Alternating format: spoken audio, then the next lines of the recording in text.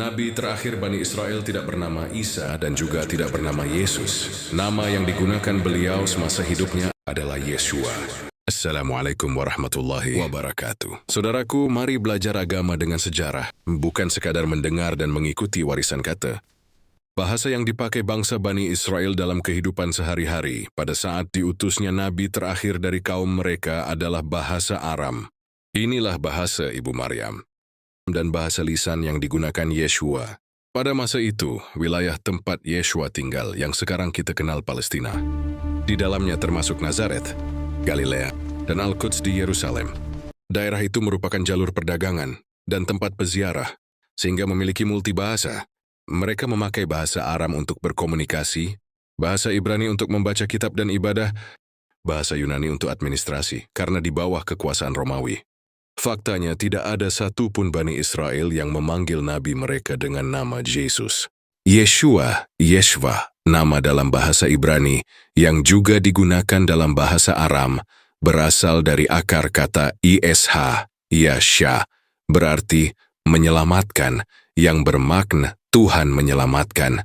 Saudaraku, perlu diketahui, Yeshua hidup di bawah Taurat dan menjalankan syariatnya. Beliau disunat pada hari ke-8, sebagaimana perintah Taurat bagi setiap bayi laki-laki Bani Israel. Bahkan Injil mencatat ketika genap 8 hari dan ia harus disunat. Inilah perjanjianku yang harus kamu pegang. Perjanjian antara aku dan kamu serta keturunanmu.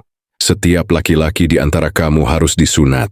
Haruslah dikerat kulit khatanmu dan itulah akan menjadi tanda perjanjian antara aku dan kamu. Kitab Kejadian 17 ayat 10 dan 11. Bahkan ayat tentang sunat juga tertulis di dalam surat Keluaran dan Imamat dalam Taurat atau Perjanjian Lama. Yeshua tidak datang membawa agama baru bagi Bani Israel. Ia datang meluruskan penyimpangan para rabi yang mengganti hukum Allah dengan kepentingan manusia. Saudaraku, nama Yesus muncul jauh setelah Yeshua tidak lagi bersama kaumnya. Setelah Yeshua diangkat ke langit, tulisan-tulisan muncul dalam bahasa Yunani.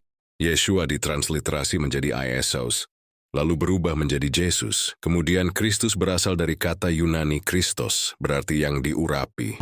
Dalam bahasa Ibrani, manusia terpilih yang diurapi disebut Mashiach, dan itu bukanlah Tuhan. Dalam Al-Quran, Isa disebut dengan bahasa Arab sebagai Al-Masih. Mashiach dan Al-Masih memiliki kemiripan penyebutan dan kesamaan makna. Keduanya merupakan bahasa wahyu.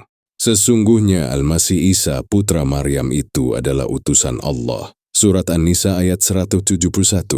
Bahkan Al-Quran menyebut nama Isa disambungkan dengan kata Al-Masih sebanyak 11 kali. Makna Mashiach atau Al-Masih kemudian berubah saat tafsir wahyu bercampur dengan filsafat Yunani Romawi.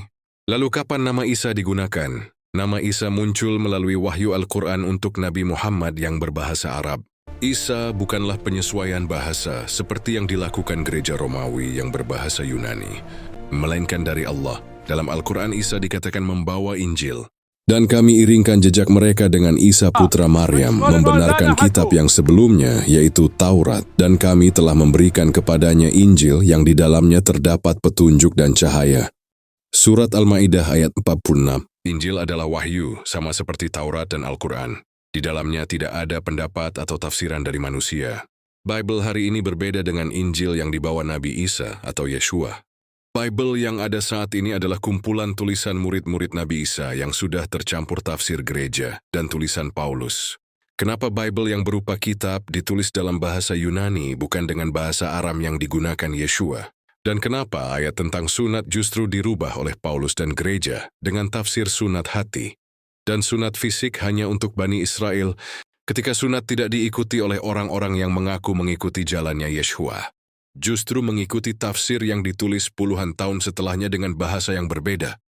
Apakah kamu sadari ini seperti pengulangan sejarah pada saat para rabi Bani Israel mengubah tafsir Taurat? Saudaraku, tahukah kamu? Sekitar 60 hingga 70% isi kitab Wahyu adalah sejarah. Sejarah bukanlah cerita dongeng, tetapi peringatan agar manusia tidak mengulangi kesalahan yang dibuat kaum terdahulu. Yeshua, Isa, dan Yesus orangnya satu. Tetapi tafsir serta kepentingan manusia mengubah penyebutan dan maknanya. Dan Al-Quran datang untuk meluruskan kembali bahwa Yesus bukan Tuhan. Yeshua HaMashiach atau Isa Al-Masih adalah nabi terakhir dari bangsa Bani Israel.